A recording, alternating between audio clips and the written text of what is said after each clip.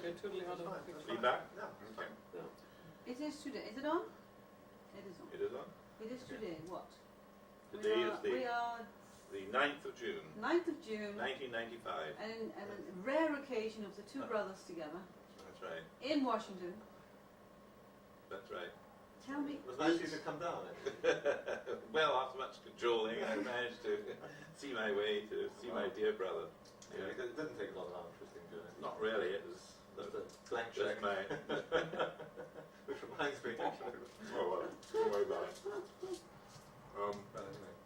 I Anyway, we're want to delighted know- you're here. I But want you to were, know you were asking for my earliest your recollections. very earliest childhood recollections.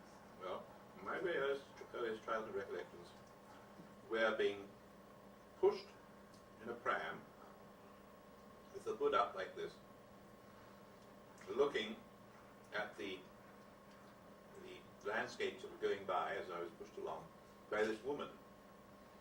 Now, I don't know who the woman was. It could have been this nurse that I had, because when I was very young, I had a Scottish nurse apparently. I've forgotten her name. But I had a Scottish nurse for a while. In England. And this woman was pushing this pram along, and I can remember thinking, to the extent that I was thinking, but I thought it was very sort of strange, this woman pushing and being always there in front of me, but then this sort of landscape going by, you know. And it kind of fascinated me, just sort of looking at this landscape being by, and this woman pushing this pram. And that sort of stuck in my mind. That's amazing, because that's a very early memory, because most children don't have memory before like 4, 5. Cool. But I was under 18 months old then, Yeah. because my mother finally told me afterwards that that pram was sold when I was 18 months old. So you were less than 18 months. That's amazing. Yeah. And I mean, I just have this image in my mind of the landscape going by and this woman sort of walking me down this road. That's amazing. That's very young to have a memory.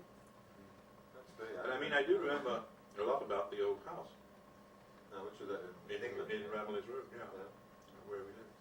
What do you remember? I mean, I remember the entranceway, and the stairway going up, Yeah. and the dining room off to the right, and then sort of to the back of the stairs and to a little bit to the right and to the back was the kitchen, and the dining room, I think, somewhere. And then up the stairs, at the top of the stairs on one of the landings was this picture of the Laughing Cavalier, and you know, with his little moustache and this sort of three-cornered hat. And That picture was everywhere, wasn't it, at one time? very popular.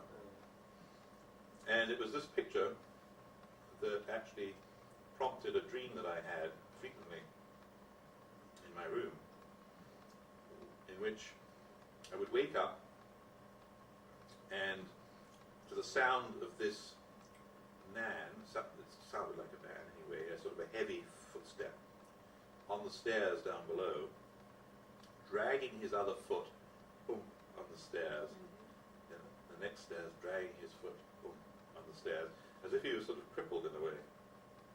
And he was pulling his other leg. This is a dream, is it? This is a dream. And then this whatever it was, would slowly climb the stairs. Of course, I was Scared to death. scared to death.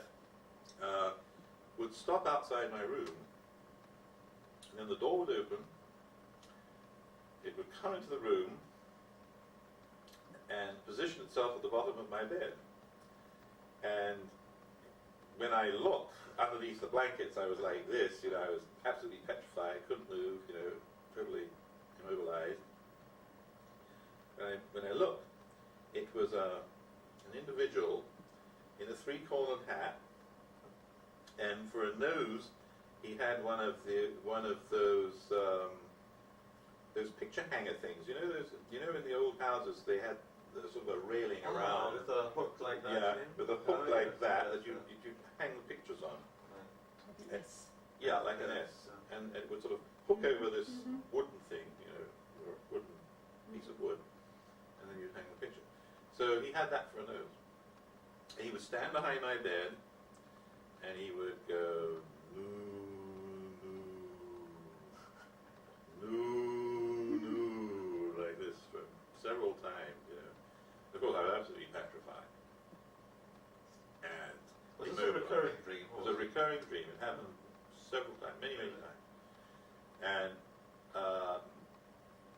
subsequently, when I told my mother this dream, and I must have been probably 10 or 12 when I told her this dream back, she said, you know, that's really extraordinary because the first words you uttered, you know, even before you said papa, mama, or whatever, you know, were this new, you know, and we didn't know what this new was all about. And you were obviously terrified, you know, you'd say new, you know, like this, you know, and we didn't know what was up, you know.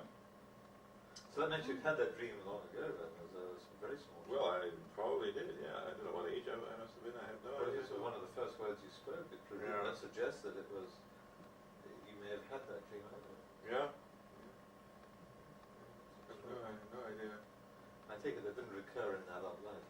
Didn't recur in adult life. Mind you, a similar dream did recur. A similar dream, because when we were in South Africa, in Cambridge, that house in Cambridge, which had a long corridor. It's a very long house, and it had a corridor running the length of it, and then rooms were on it. And I used to wake up in my bedroom and to the sound again of a man with a limp. And I used to hear this sort of boom as he put his foot down, and then he would drag his foot out. Boom, drag his foot. Oh, almost similar to the original dream. And it would come slowly, closer. You know, and I would get petrified, of course, absolutely petrified. And it stopped outside the door. You know, the door would open, and this thing would come in the room.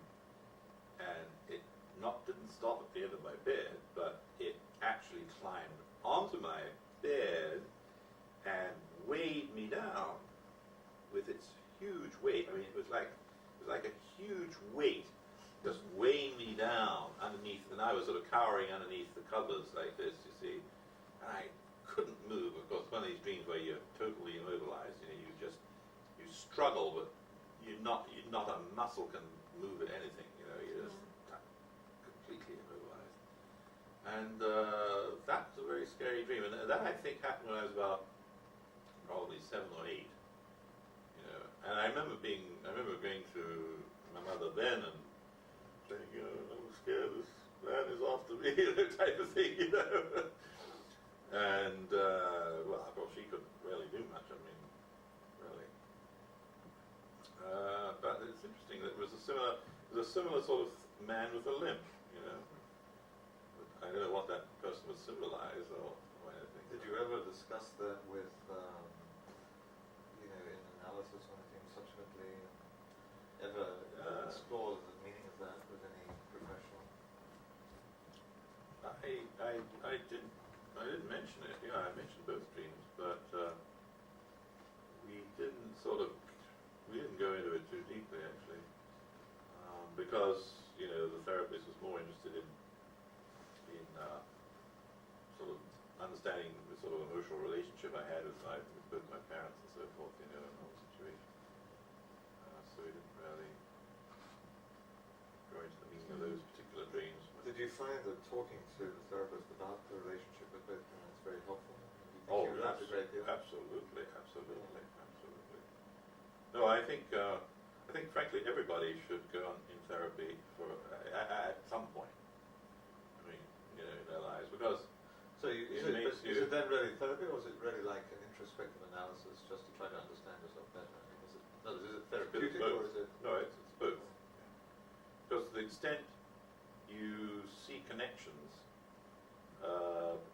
between various things, and you can relate certain feelings with certain events, you can, you know, it becomes therapeutic, I think. And I think it certainly was, because I mean, it opened my eyes to a lot of things about the relationship with my mother. For example, you know, as I said yesterday, I think, you know, I always looked upon my mother as a sort of protectress, yet I could not understand why when she died, for example, I really didn't have any particular emotional reaction to it. I mean, I wasn't sad, I wasn't happy, I was just totally neutral. You know, so she died, that's it, you know. Did you feel no grief reaction? I had no grief reaction. I had absolutely no grief reaction whatsoever. And that I thought afterwards, frankly, was a little strange. Yeah. And so we went into that kind of thing. But and what came out of that was that although I looked upon my mother as a sort of counterweight to my stepfather, whom I was well aware of as being, very, very difficult to handle and so forth, a very difficult relationship, and had a very negative kind of image of him as a result of that. That was very, very conscious, right?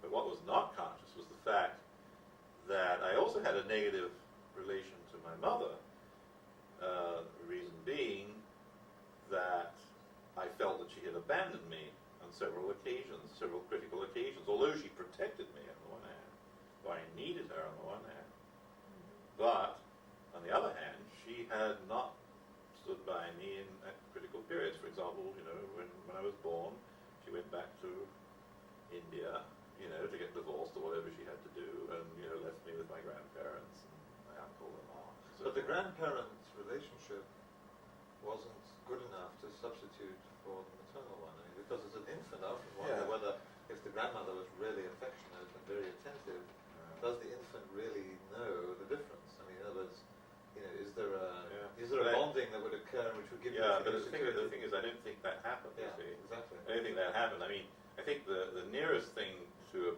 bonding might have been my aunt, but she wasn't there all the time. She didn't live there. She visited from time to time. The nearest thing I think was my grandfather that I remember, because my grandfather used to take me on walks and talk to me, and he had a globe on his desk, and he used to point out the countries of the world and everything, taught me all the names and where they were. What age is this? Oh, this is three and four. You remember that? Oh yeah, I remember that vividly. You have a very vivid memory of really early childhood. I do. Yeah, in that respect. Was I that do. produced by these sessions you had, or was No, I remember that even before the sessions. I remember my grandfather quite well, because he had this roll top desk that he used to roll down and up, and these old-fashioned things, and then he had all his stamps there. He had drawers, and he had all these stamp collections. He was a great philanthropist, yeah. And he fascinated me with stories about these various stamps and where they came from, and the countries involved and who lived there and all this kind of stuff. And at an early age, I had a tremendous knowledge of geography just from that. But coming back for a minute to when our mother died, I can remember being sort of so overwhelmed by the reaction of my father to this that I remember thinking, well, really, I mean, it's all very disruptive and everything else, but I felt that I had been prepared for the death because he told us it was going to happen some time before. So one anticipated it, so I found that helpful. Yeah, I think it meant that one just knew this was going to happen and you just kind of got used to it. Secondly, I found looking after him, dealing with him, I felt I was the one who was having to support him. Yeah.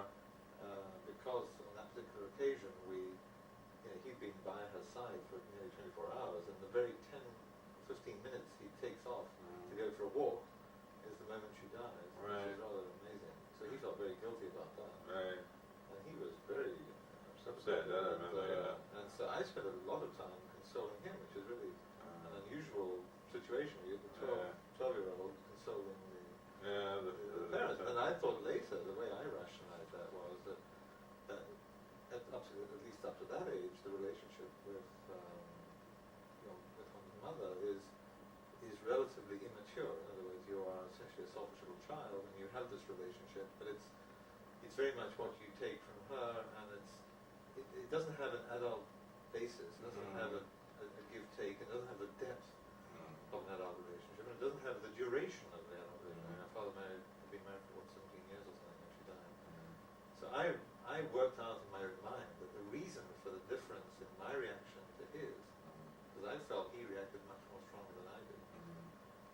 Although I felt some reaction, but not perhaps as severe as one might have expected. Plus the fact that your reaction was probably completely dwarfed by his and his need for you to deal with him. So I became preoccupied with dealing with him. Rather than thinking about the... and he kept going on about what the effect this was having on me, and that was kind of driving him up the wall, and he was becoming very disturbed by that, and I kept saying, well, look, it's all right, it's okay, I can handle So in a sense, it created a very unusual situation. But I remember thinking, well, it really must be much harder for him than for me. Well, obviously it was. It was. Yeah. Because it's an adult relationship, it's much longer duration, much more intense. Right.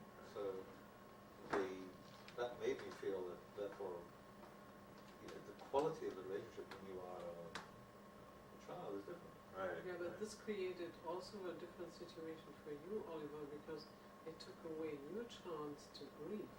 No, it didn't, because I had... Because you had to comfort your Yeah, father. but one didn't displace the other. Well, it does that to some extent. Well, I wouldn't say it did on that occasion. I think Because you as a child, you feel you have to be strong already in a situation where you should be able to be weak. No, I really have no conscious awareness of it. Well, in therapy, I mean, we obviously went into this, and I became much more aware of the fact that I did have resentments to my mother, not only from when she left me as a child, which of course I don't remember consciously, I mean, you're too young to remember it, but somewhere in your psyche you obviously know somehow.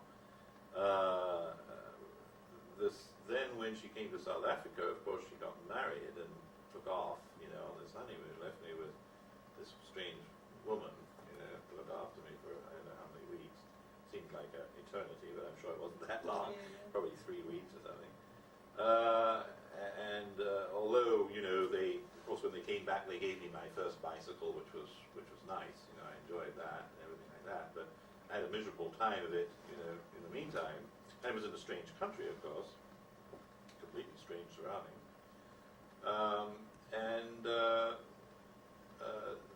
Also, I realized how the sort of nature of my resentment, because at one point, I guess I must have been about 12 years old, she, for some reason, maybe because of her illness, I don't know, at that time she probably even knew of her illness, because I think she was ill for a number of years. Long time. 7 years. 7 years, was it? She came to me, I don't know what we were doing, she came to me, and she wanted to embrace me, or she asked me to embrace her, She says, well, why don't you kiss me? And I remember, this was in Jarvis Road. Right. When she came London. back from England, or what stage was that? Well, this was before she left. Okay. Well, I must have been She left about... in 47 at one time. Do you remember that first time? Yeah, that's right. Yeah. I remember getting down to the dock to see the ship off. Oh yeah. Do you remember that? Don't remember it. Yeah. That I don't remember. It's funny. But I must have been 47. I must have been 13. What's fascinating is you seem to have certain amazing details you remember from infancy, Right. and then there are certain things Total gaps. which are total blanks, actually. Because on the one hand, one's tempted to say you've got a terrific memory because you remember these amazing details from infancy. Early though. Yeah, and then on the other hand, there's some big event like this, and you sort of say, "What?" I don't remember. Yeah, I didn't remember that at all. That's strange. Yeah. But it must have been, one of those occasions, I guess. And I declined. I didn't want to kiss her. I remember saying. Now, how old were you at that time? I could have been 12 or 13. Is that an age when boys are hesitant to kiss their mothers? Possibly, but as I said before, there was no outward warmth or affection in our family normally, so this was kind of out of character in a way, so of course that might have been involved too. But it's interesting you say that, because I know my father talked endlessly after my mother died about how loving the relationship was and how fantastic, how much they got along, and how it was just such a different experience from anything he'd known before. And where he once told me that he used to say to my mother, on getting into bed, this is the best moment of the day for him. I mean, after all the things he does in life, as it were, just to be able to come home, get into bed, that sort of peace and tranquility and the atmosphere and the whole thing for him was wonderful. I mean, so it's sort of interesting, because on the one hand there's a sort of sentimental, and he was quite an emotional person. He was, yeah. So in a sense, to have that sentimentality and to have that sort of emotional side, and then to talk about it like that, and yet your perception is the absence of many of these qualities, that he's really calling was very clear. Well, I mean, It's either that's very private. it's perfectly possible that in private they had the most marvelous, romantic, loving relationship. I mean, this is very, very possible. Don't forget, I mean, this whole atmosphere was very Victorian. He was a very Victorian type of person. I mean, he was private himself, I think, in that sense. I mean, sex was very private and everything like that. You don't talk about it, So it's quite possible once they were behind closed doors, things might have been completely different. And I must admit, sometimes I did notice, he had his arm around her and things like that. He would, but I mean, moment of recklessness. But I mean, normally as to us children or to me, I didn't feel that I was party to any of this. I didn't feel loved or cherished or anything of that kind by either of them. I mean, by him I can understand why he might not, but even by another, I mean, she wasn't particularly affectionate mother. That would, like you do, for example, like you cuddle your daughters, and they cuddle you. They even cuddle Oliver, I mean, that's nice. It's very nice. But this never happened, as I can remember. Do you remember anyway. is that the same memory for you? That physical affection opening? Well, I have very little memory of physical affection from either parent, really, before my mother died. There were moments of things being said, I mean, positive things being said by my father on occasion, I can remember, but very... Physical affection. But physical affection, well, after she died, though, he would sometimes start showing physical affection in the sense that he'd want to hold my hand when we walk in the street saying, well, that's the last thing I wanted. It was here, I was 13 years old or 14 or whatever, and this just wasn't done. I mean, I wasn't looking for that. Do you see what I mean? To me, this was sort of an embarrassment. I was self-conscious about it, and I didn't want it to happen. So he would make these gestures, which I always thought were sort of the wrong thing at the wrong time. For a boy of that age, it just wasn't what you wanted. I mean, it wasn't. That's not what I was looking for. On the other hand, what I did sense progressively throughout my teenage years was his awareness that I'd suffered a loss. I didn't have a mother. I didn't have a home anymore. Everything had gone. And he felt bad about it. He felt he no longer provided a home. He no longer provided I didn't have access to the normal parental support and so on like my friends. So he attempted to kind of make up for that. So he became very generous. He'd want to buy things. He'd want to do things. He made many gestures, and he was extremely supportive, I would say, in every way. And I think he became a totally different person from the person you had to deal with. And the sad thing is, really, because I think what it allowed, all these events, really, and aging perhaps, mellowed him out and allowed him, maybe for the first time in his life, to let down this whole Victorian persona, put it to one side, and let his real persona start to express itself for the first time. And although he still would have these moments, from time to time, but by and large he became a much nicer, I think a much nicer person, much more thoughtful, much more supportive, and much more friendly and considerate in many, many ways. No, I would agree with that, because to the extent that I knew him at all afterwards, which was not really very frequently, he visited a couple of times. But as I mentioned yesterday, I mean, he did come and apologize to me for for what he admitted was a rather harsh treatment when I was younger. Well, I can remember feeling. I have memories that you would get. He was much harsher with you than he ever was with me. And I remember that and thinking. I even remember thinking he wasn't right. I mean, of course, I couldn't do anything about it. And there were occasions, of course, when in sort of brotherly rivalry, if you give me a scare, I'd be fairly pleased that you've got your just desserts kind of thing. I'm sure you will. I remember that. I'm sure of that. But on the other hand, there were times when I really felt it wasn't fair. You were getting harsh treatment. Because I think when you're a child, you sort of sense these things very, you're very quick to spot the unfairness. I think you're also happy it's not you. Well, there's that too. As a child, you know. That's true. The other thing I think I resented about my mother was the fact that she sent me away to boarding school, you see. Although I envied you that. So I used to think it was wonderful that you'd gone off to boarding school. Yeah, well, I didn't think it was so wonderful, because my first year of my boarding school was a real nightmare. I mean,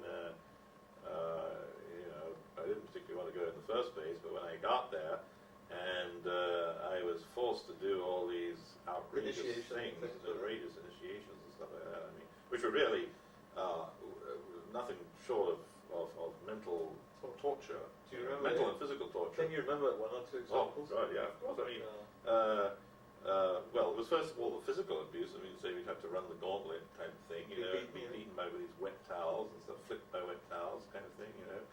We'd have to, of course, all the fagging, you know, was a typical English public school, you know, if anybody shouted fag, You had to the run. last person that was there got sort of some kind of punishment, whatever it was.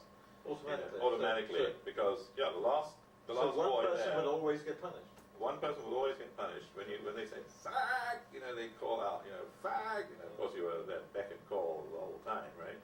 And you'd have to immediately precipitate yourself towards this voice that was coming from somewhere, okay? And then the last person that was there, you know, used to get punished somehow, you know, not seriously, but they used to get punished. No, that never happened in public school in England. At least not mine. But I mean, that was just the beginning of it. You see, there was much more sort of subtle ways of torture. For example, they would say some big oaf of a guy, say 17, would come to you as a little 12-year-old, you know, and say, "Hey, you, make the sound of grass growing." You know? So of course, how do you make the sound of grass growing, right? You'd make some stupid sound. You'd go something like, or something like this. You know? And he'd look at me and said, "Are you just making fun of me? Are you making fun of me? I told you to make the sound of grass growing." He would really swat you, you know. He'd say, "Now, you make the bloody sound of grass growing, otherwise I'm going to beat the shit out of you. You know, because I don't like being taken to make fun of." So you, well, what other sound do you make, you know, so you try another sound. But of course, whatever sound you made was wrong, okay? So of course, the guy you get mercilessly clobbered, you know, as long as... Total sadism at times. Well, it's total sadism. I mean, it's mental torture, right? Sure. And I mean... Now, this fellow's obviously much bigger than you are. Well, so- of course he's much bigger than you. You can't defend yourself, and he just beat you up. I mean, it just heart's content, you know, until you were a blubbering mass of tears. I mean, he would sort of reduce you to tears. I mean, that's the easiest way of doing it. Right? But of course, this was a test. You see, you had to be a man, you know, to stand up to this kind of stuff. You know? What if you just didn't answer with the grass growing routine? If you just said, I don't You know. get well, rid of that. It's your game. Yeah. Because you're insulting Yeah, me. you're insulting. You know, you know, disobeying me. Yeah. So I mean, that was just one. The other one was, you know, some. Maybe you should, if you could have thought of it, you should have said, well, if you could show me what it sounds like, I'll be very happy to imitate it. Yeah, but that doesn't work. I think I even tried that. The other one was, for example, you know, a big boy would say, "Hey, you, come here. Go there. You see that guy over there? Say, yeah, another huge monster, you know. Say, well, I don't like his face, so I want you to go and hit him for me." So of course, God, what do? You know, you got to this guy says, "You lay one finger on me, you little twerp, you know, and I'll get the shit out of you, you know." The other guy would be saying, "You don't hit this guy." You know, I'm going to knock the hell out of you. So you were like, you know, between A rock and a rock and a hard place, as they say, right? I mean, whatever you did, you just had to... But this was all which set up between one- these two, Oh, wasn't it? yeah, it was set up between them. So whatever you did, you got clobbered. That was the idea of it, right? But on top of that all, there That's was all much the... worse than British public school, by the way. Yeah, but Much these, worse. these South Africans were real sadists. Yeah, they were. I mean, you know, these big guys, were just real. You know. Then the other thing was, of course, all these things like they took a bicycle pump and made you bend over. They stuck the bicycle pump up your ass and they started pumping you. You know, pumping you up, literally. I mean, this isn't pleasant, I tell you. I mean, in fact, it's probably very dangerous, I don't know, but it's certainly not pleasant. And it's very humiliating, of course. And, yeah, they used to do things like that. They used to do things like, they'll, in the swimming pool, It'd make you go up to the board, the top board, the 3-meter board, which is only 3 meters, but when you're 12, it's scary. It's scary. And say, okay, do a back somersault off that board. And of course, You get killed. you could, that's pretty tough because you've never done a back somersault, so you're scared shitless to begin with. But then you try the thing, of course, you land on your back or something and sting yourself to death. I mean, it was really quite awful, the very thing. But I mean, there was a lot of this kind of bullying going on. And did anybody ever protest to the masters about it? Well, I mean, Any parents? The other Any thing- boys tell their parents, or get the parents protesting about it? Well, that's what happened because then I wrote home and these pathetic letters to my mother saying, "Please take me away. This is a total nightmare. I'm being harassed and this and that." And so they informed the headmaster. Of course, the headmaster took me into his room because that scared the shit out of me to begin with because he sort of sat me down. He was very nice, but he sort of sat me down and he said, "Look, so your mother's written me these letters and she showed me the enclosed letter that I'd written her that she'd sent him. And he said, if this is happening, we'd like to get to know about it because shouldn't be happening." But of course, I was so petrified of these big boys. You told them that they beat you up again. Yeah. I mean, I thought, well, if these guys ever find out that I've been spilling my beans on them, I mean, my life would be, I'm more scared of them than I'm the headmaster, I mean. So, I'd say, oh, well, it's really nothing, don't worry about it, I'm fine, I'd be, put on this whole thing, So it took a while before they really figured out who was behind it, but eventually through other boys and so on, they got some of the prefects after it, and so forth. They found out, who was doing this, the main culprits, and 3 boys were expelled by school. Really? For doing that. So, Meanwhile, you'd suffered. Meanwhile, I've been through quite a. So this was just. I mean, was this a very rare kind of thing for that school, or was this It happening was happening all the time. I mean, it's happening to other people too. I mean, it's not only. Not only these 3 boys then. I mean, there were a lot of other boys doing it as well. Yeah, there were a lot, and in varying degrees. I mean, there were varying degrees of things, but there were obviously 3 who really sort of were just enjoyed this kind of, terrorizing the boy. So what happened in your second year and third year? Well, no, the second year and third year there was no problem at all. I mean, I enjoyed it. I mean, I enjoyed the school after that. You did? It was just basically the first year, but the first term was the worst. I mean, the first term was the worst. And then the second term, I think after these boys were expelled and things sort of quieted down a bit. And then the second year there was no, because there was always a new crop of boys. You see, it was always a new crop. You had a lot of victims. And the masters, I must say, they kind of they thought this was a perfectly valid thing. Not the really brutal stuff, but I mean things like running the gauntlet and some of these tests that they put you through and stuff. And they thought, well, this made a man of you. This sort of was a way of boys to test each other and to make them make them tough them up. This kind of thing. This was the attitude. Well, it's St Edward's School. They had in the house I was in. There was a day room, and there were wooden beams across the top, which had grooves marked in them. They were very old beams, and the story was that they used to, which they didn't do when I was there, but in the older days, they used to put Vaseline over the tabletop, make it extremely slippery, put a noose around the boy's neck, throw the rope over the beam, and then make him stand on the table so that he felt that if he slipped on this slippery thing, he'd get hanged. I mean, this was the intimidation. I don't think they tied the rope so that he would get hanged, which I presume not. So I never heard of anybody committing disaster. But the idea was to petrify the newcomer as a part of initiation. But all that had long since stopped. I mean, the only thing we had to do was sing a song. We had to sing songs, several 2-3 songs solo, standing on the same table, but without the Vaseline and no rope. But we had to sing a song in front of about 50 boys or 60 boys. And then there was fagging, which was, but if you were the last, I mean, you had to do whatever it was, 30 fags a week or something. So you had to, so there was a list, and you had to write your name on it, and you marked down every time you did an errand for somebody, for a prefect. When you'd done your 30, you didn't have to do any more. And of course, if they caught you cheating on marking the thing up, you'd be in big trouble.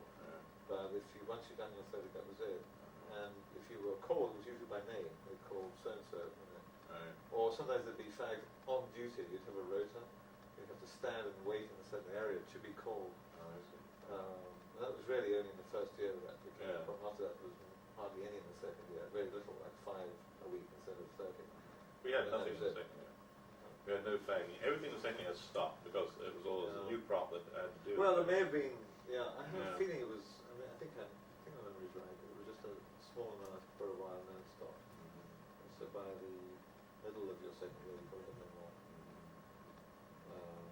So We were also attached, we were attached to a particular prefect as well. You know, Yeah, we that were we too. were, like We we were had to too. clean, like I had to clean the guy's shoes, Right, I had routine to things. make his bed, fold his clothes, hang them up, stuff like that. You know. And tidy his locker, for example. I had to do things like that. But actually, the guy I worked for, he was okay. I mean, you know, I just had to do those things. He was good. But then there were these others, the seniors. There were the prefects, and there was the head prefect, and the prefect, and then there was seniors. You see, and the seniors were the worst because they were sort of below the prefects, but they also were able to have fag. You know, where they didn't have their private fag, but they could call out for a fag, and you had to do it. These are the worst. Try that system with the children. yeah, that's a good idea. Yeah. Okay, well, that's Anyway, that was my school days. Certainly the first year was not very successful. And I certainly blame my mother, I think, for sending me there in the first place. You know, I mean, this was just a sort of another sort of episode. You know, I thought, well, hell bells. You know, she sort of deserted me again, kicked me out, sent me to this stupid school. You know, And he got to stay home. and he got to stay. Yeah.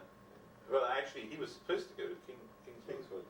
Oh, it's because my friend went to Kingswood. Yeah, he was supposed to go to Kingswood, and I thought, well, you know, that's sort of good. You know, he's going to Kingswood, so he can sort of suffer a little bit like what I did, you know. But of course, by the time he was supposed to go, then your mother was ill.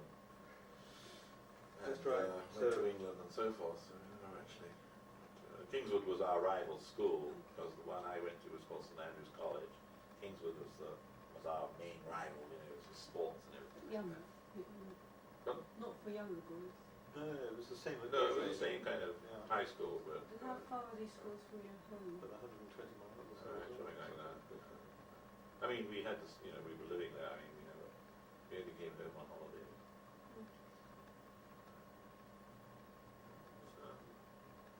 It was a particular getting used to. I mean, just that whole discipline and everything. Looking back, I think, by and large, it was a good thing. I mean, it sort of, it did toughen me up. I mean, you know, we had cadet training, for example, as well. We had all the sports and everything like that, you know. And so by the time I had to go into the army, which I also did in South Africa, I had to go into the army. You know, which I don't think I would have survived the army if I hadn't had that sort of preparation, because I mean the army is another horrendous sort of episode. Oh God! I mean that army. They want you to obey, come what may, without asking questions and everything like that. So they basically do it by grinding down your will to resist, basically.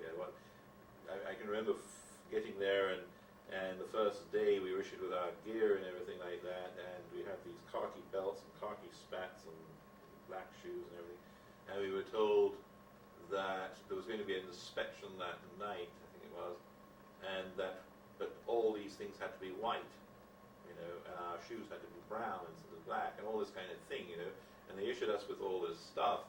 And so and they said that, you know, if it wasn't spotless and, you know, and everything, and, you know, if there was one little speck of khaki on it, you'd be, you know, doing, you know, some kind of terrible So, we were coming away, we were terrified, God, and the sergeant major was a brutal sort of a guy, and we were scrubbing these stuff and making them all white and everything. Just as we got them white, somebody else would come in there and say, "What the hell's going on here? This whiting this thing there. You've got to be cocky. What is this?" And they would they berate us and everything like that, So if you hadn't done it at all, you'd have been in good shape. Yeah, we'd be in good shape. So, Christ, your cocky stuff. Cocking over this stupid white, halfway, you'd be doing it, some other twirl would come in there and say, "What the fuck is going on there?" Or the original guy would come in and say, "I want this white, if it isn't white, it's smallest, you guys would be in this shit creek, So you'd be just, this order changed about, I don't know how many times, but they had us, I think these guys were really scary guys. They went, they were your typical, they were psychopaths. And so you were terrified of these guys, and this order just changed.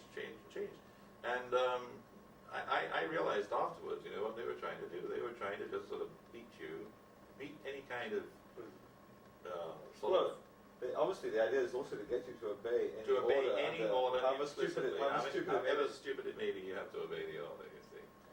So, and then, in terms of these inspections they had there continually, you had to fold your clothes in a certain way, put them in a certain position on your bed, your mug had to be in a certain position on your plate, and everything had to be absolutely, spotless, and these guys, they would pick out the slightest little thing that was wrong, just a speck, and that was you get barked at, And so, if I had to face that without going through the school system, I think I would have totally freaked out. Some people did freak out. They were just totally freaked out. They'd break down, cry, they'd get hysterical. They'd get hauled off. They just pull them off and they get thrown into some kind of solitary confinement. I don't know what they did with these guys, but then they'd come back all sort of shaken, and then a few of them were actually sent home. They couldn't handle it. They were just. Now this wasn't army. This was military service. This is military service, yeah. I must admit that kind of mentality is something I could not stand either. I would rebel against that with everything. Well, you can't rebel in the army, Oliver. Well, you rebel passively. You have to find ways to. Even passively, you just can't do it. Because, you'd find yourself peeling potatoes ad infinitum, or just being thrown into the brig, as they say. It's just kind of very good for him, actually, wouldn't it? Well, I tell you, it beats you into submission, I tell you. But it doesn't compare with 30 years of marriage. Well, that's true. Oh, that's concerned. Huh? Says you with marriage can be very nice. But at least what it did for me, it made me. 30 years of mine. The beginnings of marriage. But that's what I'm making reference to. Oh, but 30 years of marriage is it can be very nice. I know that, but I'm implying. And you said, yes, it could be. Just chiding you. The army. Send him in the army. Yeah.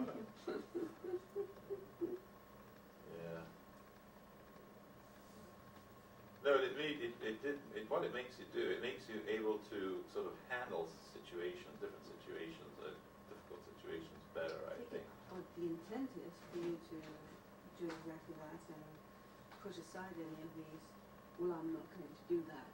Well, I'm not going to make the bed the way you want me to do. I don't care if my third button doesn't shine. It doesn't matter what you think. It doesn't matter what you feel. It doesn't matter what you want. You do it our way. Yeah. For that year. Yeah, that's okay. The thing is that it's very difficult for a reasonably educated young man to handle.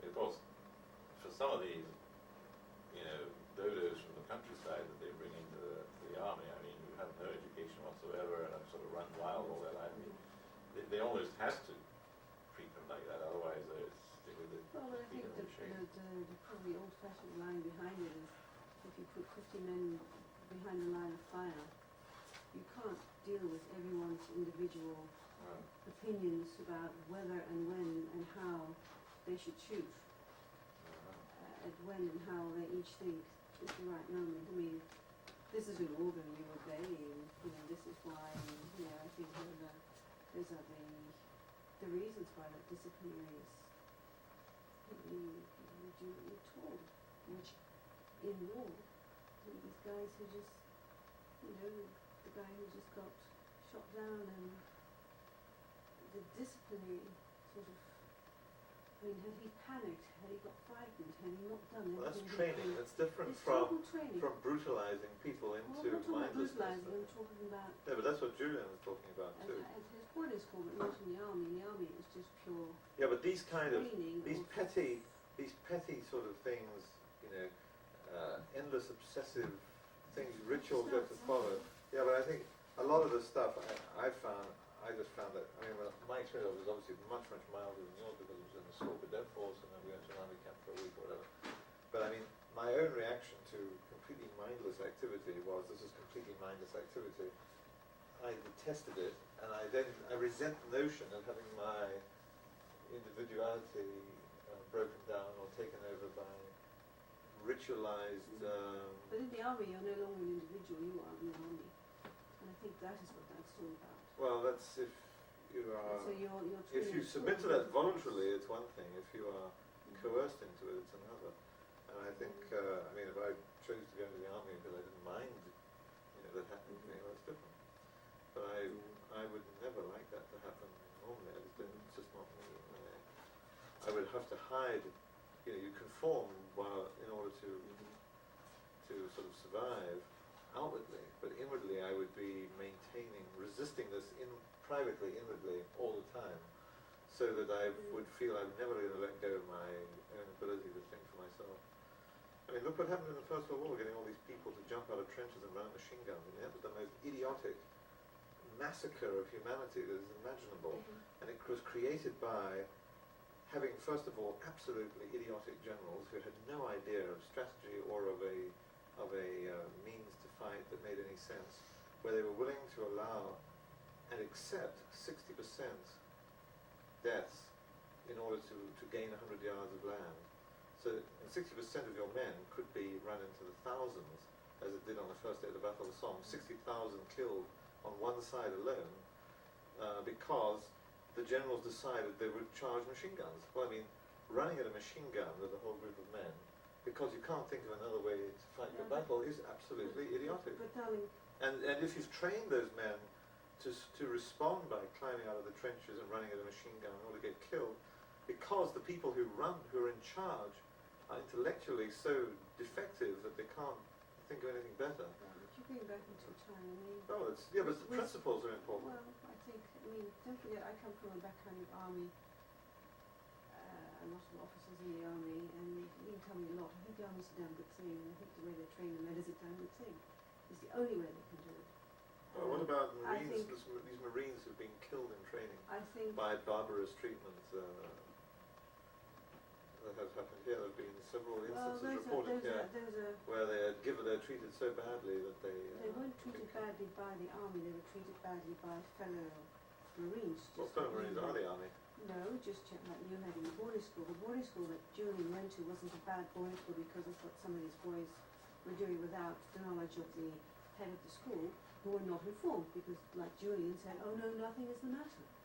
Had Julian spoken up at the time, there would have been a dead stop and people would have been expelled right at that moment. Every single one of them had pumped him up, right? You didn't say so. These things in the army too. It's not the army, these are elements that are in the army, bad elements of the army. But a moment ago you said though that once you join the army, you are the army. In other words, you lose your individuality. And I'm saying that there are bad apples in the army, they need to be out. That's not something that's acceptable. But I think, the whole system of training, and if you talk to 9 out of 10 men who have been in officers training in the army, they will love to. Well, wait a minute. Officers training may not be the same as training for your infantrymen. See, I was just a plain corporal.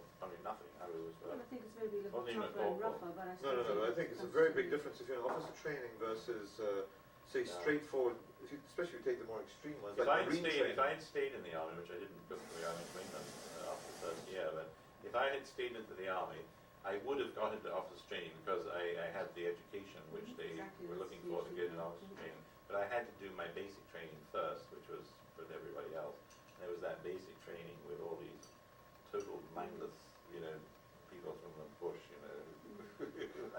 I mean, I've never been with such a mindless bunch of people, I must say. I mean, some of them could not read and write. But even the officer All of them training, couldn't that read was probably less than what you say. But also a lot of you have to do is, and you master, you will polish, and you will. I mean, it is a disciplinary sort of. Yeah, but do you remember that film that was with Continual- that excellent film with Jack Nicholson and Tom Cruise? Do you remember that? I forgot what it was called. Yeah, about the fellow getting beaten up. An An killed. officer and a gentleman? No, what's it There called? was a court case about some Marines who had gone nuts and who had done the sort of things that you're talking about in boarding school in broad lines. But again, you're talking about exceptions. You're talking about some bad apples in the system, which can Yeah, but make I think what happens or can happen is that the mind manipulation that goes into creating that personality, in some instances, people don't always react to it appropriately. So that if you take the character portrayed by Jack Nicholson, I mean that fellow clearly gone way over the top and become an absolute maniac. that's not. And that's but I mean the point is the system runs What I the was- risk of creating those people. So Not that was everybody just what I was going to does it. say as an example when you were talking back about the war in the First World War, you're going to, I mean, nowadays we're told believe your doctors and anything they say. Well, if you think of what the doctor said at the same time as World War One, you're sick, you close all the windows, bleed, get bled, and I mean put leeches on you and everything else. There were so many things then too that were said and done, and we were supposed to believe without question because that was what science was. That was the way it was at that time. Same as the way they fought the wars then. I mean, totally stupid, all of it. But they didn't know any better. Whether it was running into the gunfire or the bayonets of others, or whether it was Well, I don't think waiting for everybody the sick, felt. closing everything and having the leech. Yeah, but I think there were quite a few people who didn't approve of what the tactics used in World War One. or but- what the doctors were doing, what they were just. Well, the doctors, I voices think, of it's it, somewhat yeah. different because there it's just a lack of knowledge. Oh, no, yeah. You about now? What are you talking about now? Every Mr. man should have been in the Littlefield. army. You should have been in the army too. Train him. No. Sew on buttons. Bloody discipline. mindless activity. Soul destroying. So tell me, Oliver,